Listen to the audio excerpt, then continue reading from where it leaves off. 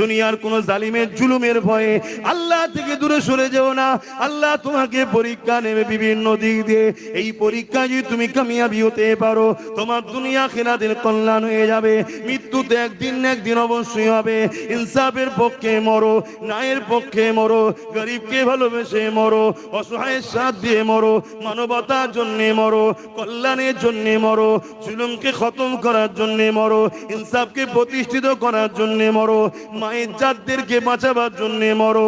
এ যুবকেরা, তরুণেরা, এগুলোই হলো ইসলাম। কেন আমার নবী পাক সাল্লাল্লাহু আলাইহি ওয়াসাল্লাম ইনসাফের নাম, ইনসাফের জন্য মরো, রাসূলুল্লাহর জন্য মরো। আমার নবী পাকের নাম মানবতা, মানবতার জন্য মরো।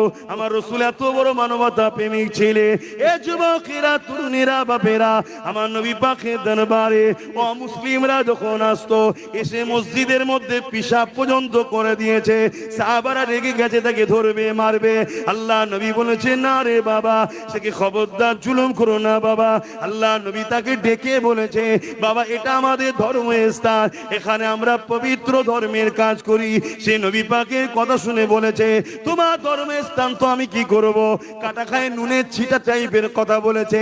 তারপরও নবী পাক তার সঙ্গে মুচকে হেসে তাকে বিদায় করে দিয়েছে। এই মানবতা আমার নবী পাকের না। এই মানবতা প্রতিষ্ঠিত করো, ইনসাফ প্রতিষ্ঠিত করো, খোদার্থকে খানা দাও, এতিমের পাশে দাঁড়াও। আল্লাহ নবী জানিয়ে দিলেন যে এতিমকে ভালোবাসলো, সে আমি নবী পাক আমাকে ভালোবাসলো। যে এতিমকে খাওয়ালো, সে আমি নবী আমাকে খাওয়ালো। যে এতিমের কাপড় দিল, সে আমি নবী আমাকে কাপড় দিল। যে এতিমের মাথায় হাত বুলালো, সে আমি রাসূলুল্লাহ আমার মাথায় হাত বুলালো।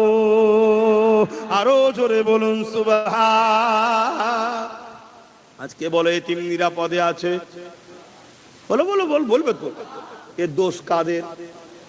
আমাদের।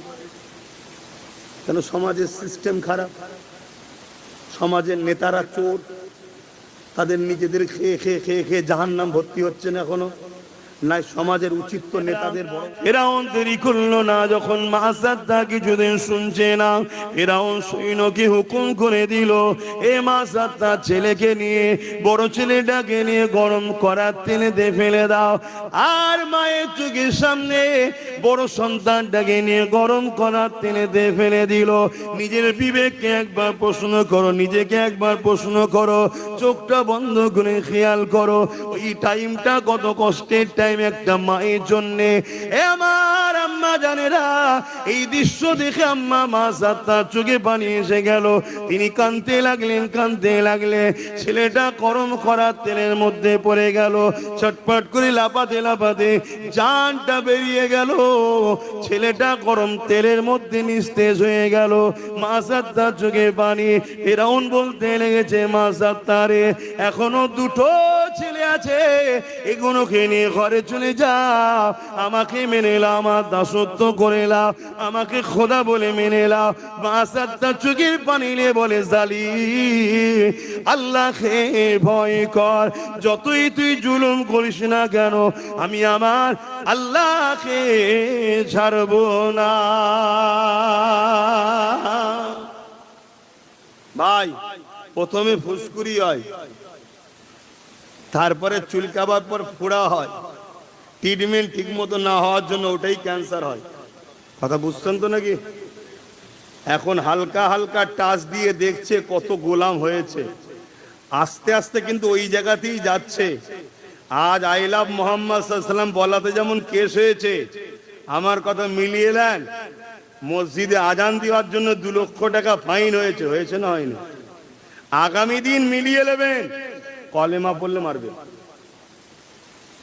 আস্তে আস্তে বাড়ছে। তাহলে সমাধান কি? সমাধান অবশ্যই আছে। আমার জানা মতে 2টো সমাধান। নাম্বার 1, হুজুরের সঙ্গে মহব্বত করার মতো করো, অর্থাৎ আমার নবীকে। নবী ছাড়া দ্বিতীয় কোনো নেতা নেই, লিডার নেই, আমাদের কেউ নাই। অতএব সব জায়গায় হুজুরকে মান্যতা দাও, হুজুরকে ফলো করো, একটা। নাম্বার 2, যে শক্তি দিয়ে ওরা আমাদেরকে রুখছে, ওই শক্তি থেকে সরিয়ে ওই জায়গায় নিজেকে দখল করার, নিজেকে বসার স্বপ্ন দেখো। কথা মাঝে ঢুকছে না? ঢোকে না।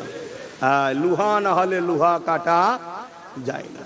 যদি লিভার হয় লাও, নচেত আমার কিছুই করার নেই। আমি তো শুধুমাত্র ডিউটি পালন করতে এসেছি, যাতে কম একদিন না বলে আনকে হাতে নিয়ে আমি হক কথা বলে বেড়াচ্ছি জাতিকে, শুধু জাগাবার জন্য, কাউকে মারার জন্য নয়, কাউকে পিটার জন্য নয়, কাউকে জুলুম করার জন্য নয়।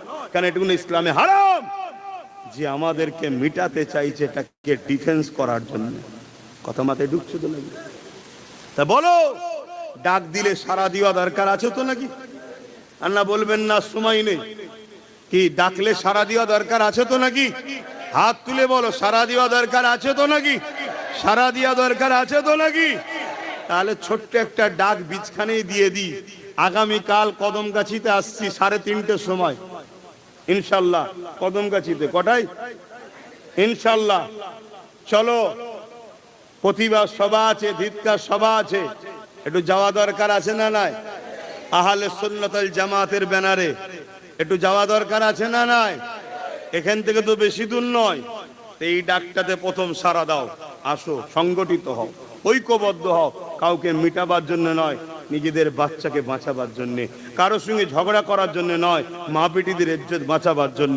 কাউকে লুটার জন্য নয়, নিজের পরিবার এদের ইজ্জত আবরু বাঁচাবার জন্য।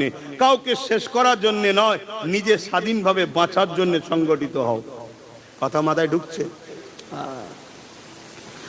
হযরত আম্মা জান মা সাত্তার সামনে দ্বিতীয় ছেলেটাকে যখন গরম তেলে দিয়ে ফেলে দেওয়া হলো, এ যুবকেরা, তরুণেরা, বাপেরা, দ্বিতীয় বাচ্চাটা আবার চটপট করতে করতে থেমে গেল।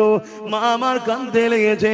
ওই সময় ফেরাউন বলতে লেগেছে, এ মা সাত্তার, এখনো নিজের জানটা বাঁচাও এবং তোমার কোলে যে বাচ্চাটা রয়েছে ওই বাচ্চাটাকেও নিয়ে ঘরে ফিরে যাও। কিন্তু আম্মা মা সাত্তার একটাই কথা বলছে, এ জালিম ফেরাউন রে, আল্লাহ পাককে ভয় কর। আল্লাহ পাকের আযাব হলো আরো ভয়ানক। আজ তোমাদেরকেও বলে যায়, দুনিয়ার কোন জালিমের লক্ষ্য দুঃখ দেখে